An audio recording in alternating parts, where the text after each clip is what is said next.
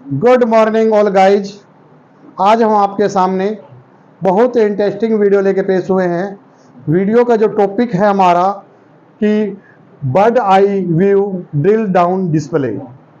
इसके अंदर हम आपको कैसे क्या स्टैटिक्स, कैसे रेशो एनालिसिस, तो आपको हम वो डिटेल वाइज समझाएंगे। आज जो हमारा इंडिपेंडेंट डे था, जो हमें आज़ादी मिली थी, वो आज़ादी कैसे मिली थी, किस कीमत पर, उस पर मैं आपके बीच में दो शब्द कहना चाहूँगा। ना जाने कितने घरों में, ना जाने कितने घरों में मातम छाई थी, मातम छाई थी। किस बाप ने अपने जवान बेटे को चिता जलाई थी। हम सोशल मीडिया में अपने समय बर्बाद करने वाले क्या जाने आखिर किस कीमत पर हमारी स्वतंत्रता पाई थी, किस कीमत पर हमने स्वतंत्रता पाई थी। तो हमें जो हमारा देश आज़ाद हुआ, कितने शहीदों ने अपनी जान की आहुति दी। जब हमारा देश आज़ाद हुआ, ये हमें कोई पैतृक नहीं मिला था, इसमें हमारे वीर जवानों ने अपने लहू की आहुति दी और जब हमारा देश आज़ाद हुआ था। तो आज हम उस स्वतंत्रता दिवस, अभी हमारा 15 अगस्त गया है, तो इसके बीच में मैंने आपको उनके बारे में दो शब्द रखे। अब हम अपने वीडियो पर चलते हैं। तो टैली आरपी के अंदर एक फीचर होता है, Tally ERP 9 unique feature provides required information at a glance. आपको एक इंफॉर्मेशन देती है कि आपके पास जो आइटम्स है वो कितनी, उसका रेशो एनालिसिस कितनी, उसकी परसेंटेज है वो आपका, और उस पर कितनी आपके लेजर बनाए हैं, कितने आपका स्टैटिकल्स, वो सारी डिटेल्स आपका ये शो करता है। इसके अंदर for examples analysis and staticals. Analysis जो मैं आपको फीचर पे दिखाऊंगा, स्टैटिकल्स जैसे ग्रुप जो ऑलरेडी टैली पे बड़े होते हैं, लेजर जितने हम क्रिएट करेंगे, जितनी हम सेल की ट्रांजेक्शन करेंगे, जितनी हम परचेज की ट्रांजेक्शन करेंगे, जितनी हम जनरल ट्रांजेक्शन करेंगे, तो जो सारी टोटल्स आपको डिटेल्स जो शो करता है उसे स्टैटिकल्स कहा जाता है। रेशो एनालिसिस हम आपको यहाँ पर स्क्रीन पर एक एक चीज़ दिखाएंगे, तो आप हमारी वीडियो से बने रहें, तो आप देखिए। तो for examples ratio analysis statistical provides with wealth information decision making a single screen. इसका मतलब यह है कि आपको रेशो एनालिसिस, आपको कितना अनुपात है, कितना आपने सेल्स की, परचेज की, तो वो टोटली आपको अनुपात जिसे कहते हैं रेशो एनालिसिस के रूप में शो करता है। और जो स्टैटिकल्स आपकी डिटेल शो करता है। जो ग्रुप ऑलरेडी बने होते हैं वो तो होते ही हैं, आपने उसके बाद कितने लेजर क्रिएट किए, कितने परचेज ट्रांजेक्शन की, डेबिट नोट की, क्रेडिट नोट की, परचेज रिटर्न की, सेल रिटर्न की, जो भी आप टैली के अंदर जो भी आप ट्रांजेक्शन करेंगे उसी को शो करना स्टैटिकल्स के अंतर्गत कहा जा सकता है। आप देख सकते हो यहाँ पर रेशो एनालिसिस का एक हमने फॉर्मेट तैयार कर रखा है।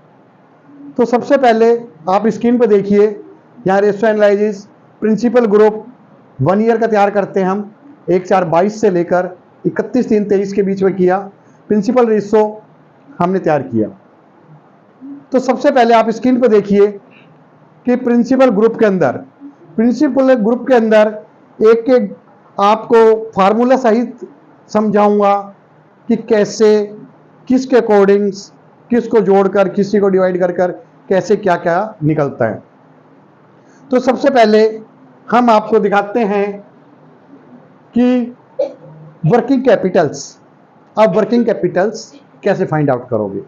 वर्किंग कैपिटल्स निकालने के लिए आप करंट असेट्स में से लेस करंट लायबिलिटीज करेंगे तो आपका वर्किंग कैपिटल्स शो करेगा। इसी प्रकार करंट रेशो कैसे निकालोगे। तो करंट रेशो निकालने के लिए current assets minus current liabilities, और वो परसेंटेज में शो करेगा यहाँ पर, जैसे 2.51। तो यहाँ पर जो आपका निकालोगे वो आपको शो करेगा। आप देख सकते हैं इसमें कि working Capitals, current assets minus current liabilities, इसके अंदर जो अमाउंट होंगे, जो रेशो किस में निकलेगा, जो आपका balance sheets, profit loss accounts, जिसमें जो अमाउंट होगा। जैसे कि एग्जांपल आप स्क्रीन से जुड़े रहे, working Capitals, current assets minus current liabilities, cash in hand.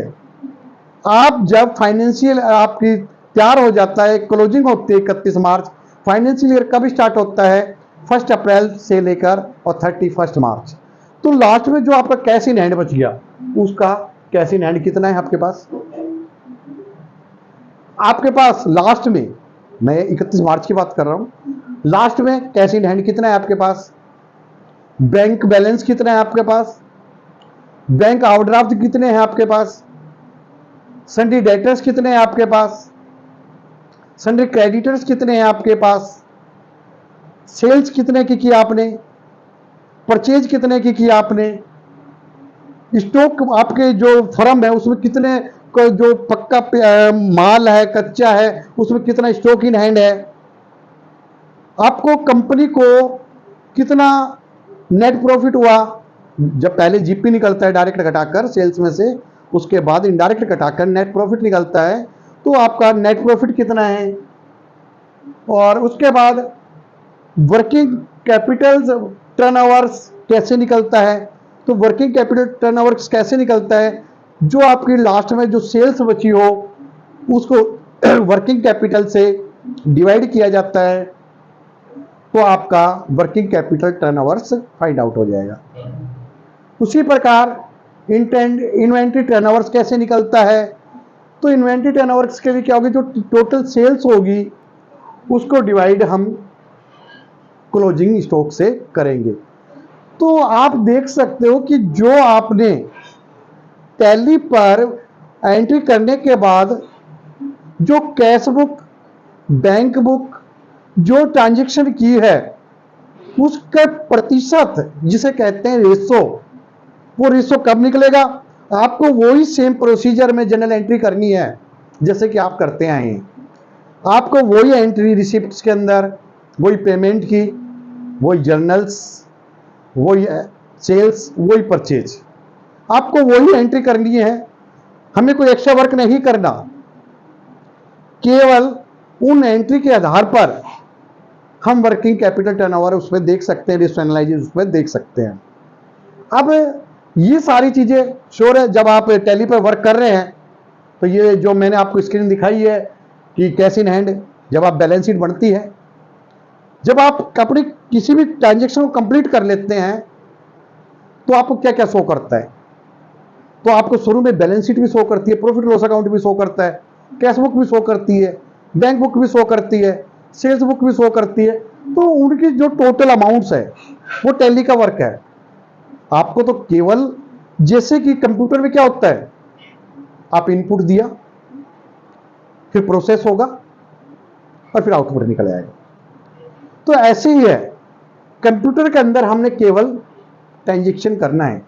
ये जो रेशो एनालिसिस है, ये सारा हम केवल एंट्री करने के बाद, कंप्यूटराइज का मतलब क्या है? हम मैनुअल, तो हम खुद मैनुअल बना सकते हैं कैश बुक, बैंक बुक, लेकिन टैली के अंदर हम केवल ट्रांजैक्शन करते हैं और उसके आधार पर सारा कुछ कंप्यूटर अपना काम करता है। हमने ट्रांजैक्शन कर दी, एंट्री कर दी अपनी, उस आधार पर कंप्यूटर आपको बैलेंस शीट भी बना के देगा, आपको कैश बुक भी बनेगी। तो सारी डिटेल आप लेजर टू लेजर किसी भी पार्टी का, डेटर क्रेडिटर्स का लेजर पर जाके उसकी डिटेल भी चेक कर सकते हैं। तो आप ये देख सकते हैं। अब चलते हैं प्रिंसिपल रेशो कैसे निकलता है, किस तरह निकलेगा। तो करंट रेशो मैंने अभी आपको बताया, जो करंट असेट्स होगी उसमें से लायबिलिटीज, करंट लायबिलिटीज घटा दीजिए, तो आपका करंट रेशो निकल जाएगा। क्विक रेशो, तो क्विक रेशो कैसे निकलता है? करंट असेट्स में स्टॉक इन हैंड घटाएं और उसके बाद आपका करंट लायबिलिटीज घटाएं, तो आपका ये निकल जाएगा। ये एक मेथड है, जैसे कि आपने मैथ में भी पढ़ा, हर चीज का मेथड होता है कि कैसे निकाला जाता है। अब कंप्यूटर तो निकाल देगा, फिर आप चेक कैसे करेंगे? तो उसको चेक कैसे किया जाएगा? अगर मैंने यहां पर दे दिया, मान लो नेट प्रॉफिट निकाल दिया, मैंने सीधा कंप्यूटर शो करा 2.31, एग्जाम्पल कह रहा हूं, तो आप ये देख सकते हो कि कैसे आप इसको चेक करना है। तो चेक करने के लिए क्या करेंगे? चेक करने के लिए हम आपके पास, जैसे कि मैंने कहूं कि नेट प्रॉफिट निकालना है, तो नेट प्रॉफिट का मेथड क्या होगा? नेट प्रॉफिट गुणा में 100 डिवाइडेड नेट सेल्स। इसका जो परसेंटेज निकाल के देखो, जो आपके कंप्यूटर शो कर रहा है, टैली जो शो कर रहा है, अगर वो मैच खा रही है तो आपका बिल्कुल ओके है। तो आप इसी प्रकार उसको चेक कर सकते हैं। तो क्विक रेशो का आया। अब डेब्ट equity ratio, loan liabilities semicolon, Capitals accounts में नेट प्रॉफिट को जोड़ दीजिए, तो आपका डेब्ट इक्विटी रेशो निकल जाएगा। उसके पश्चात आप ग्रॉस प्रॉफिट्स, अभी मैंने बताया ग्रॉस प्रॉफिट्स, जब आप प्रॉफिट लॉस अकाउंट तैयार करते हैं तो क्या करते हैं? परचेज डेबिट्स, बाय सेल्स और डायरेक्ट एक्सपेंस घटाकर उसमें जीपी निकल जाता है। जीपी फॉरवर्ड हो गया, और जीपी के बाद इनडायरेक्ट घटाने के बाद आपका नेट प्रॉफिट्स निकलता है। तो इसके अंदर जीपी का अगर परसेंटेज निकालते हैं तो जीपी गुणा में 100 बटे में नेट सेल्स, तो आपका जीपी परसेंटेज देखे तो जहां परसेंटेज दे दिया तो 100 से मल्टीप्लिकेशन होगा, ये 100 क्लियर है। इसी पर नेट प्रॉफिट्स होगा, net profit multiply 100 divided to net sales. अगर ये मेथड यूज करोगे तो आपका जो परसेंटेज है, या मैंने परसेंटेज नहीं लिखी पर यहाँ परसेंटेज आपके पास जो ये वैल्यू आएगी उस वैल्यू के अकॉर्डिंग आप करोगे तो आपको वही परसेंटेज आपको शो करेगी। अब आता है operating cost. Growth profits, net profit और operating cost is same, but वो ही है ग्रोथ प्रॉफिट गुणा 100 बटे नेट सेल्स, ये जीपी। नेट प्रॉफिट गुणा 100 बटे net sales, GP. Operating cost गुणा में 100 बटे में नेट सेल्स, तीनों इसमें वही मल्टीप्लाई नेट सेल्स सेम रहेगा, और जो आइटम निकाल रहे हो वो आप कर और उसको उसी प्रकार से कर सकते हैं। इसी प्रकार रिसीव्ड टर्नओवर इन डेज, जो टर्नओवर किस पे निकलता है? देनदार पर, डेटर्स पर, तो डेज पर मतलब दिनों के हिसाब से। तो दिनों के हिसाब से कैसा होगा? पेमेंट परफॉर्मेंस ऑफ डेट, आप उसको कितनी पेमेंट कर रहे हो, डेटर को कितना क्या कर रहे हो, उसके अकॉर्डिंग आप उसका टर्नओवर निकाल सकते हैं। इसके प्रकार रिटर्न ऑन इन्वेस्टमेंट्स, आप जब भी बिजनेस करते हैं तो पैसा तो लगाना पड़ेगा, इन्वेस्ट करना पड़ेगा। कभी कोई ऐसा बिजनेस है जो बिना पैसे के हो जाए? आप छोटा वर्क भी लेके चलेंगे तो पैसा को लगाएंगे, और जब पैसा को लगाओगे तो आपका इनकम करोगे। बिना पैसे के कोई भी बिजनेस हो ही नहीं सकता। तो रिटर्न ऑफ इन्वेस्टमेंट कैसे निकलेगा? इज परसेंटेज, मैंने कहा परसेंटेज इज 100 श्योर है, माइंड को कर दो, जहां परसेंटेज दे दिया 100 आएगा। उसके बाद net profits upon capital adds net profits, इस मेथड को यूज करें तो आप रिटर्न ऑफ इन्वेस्टमेंट्स आसानी पूर्वक निकाल पाएंगे। Return on working Capitals percentage, return on working Capitals percentage, तो नेट प्रॉफिट बटे में वर्किंग कैपिटल्स गुणा में 100।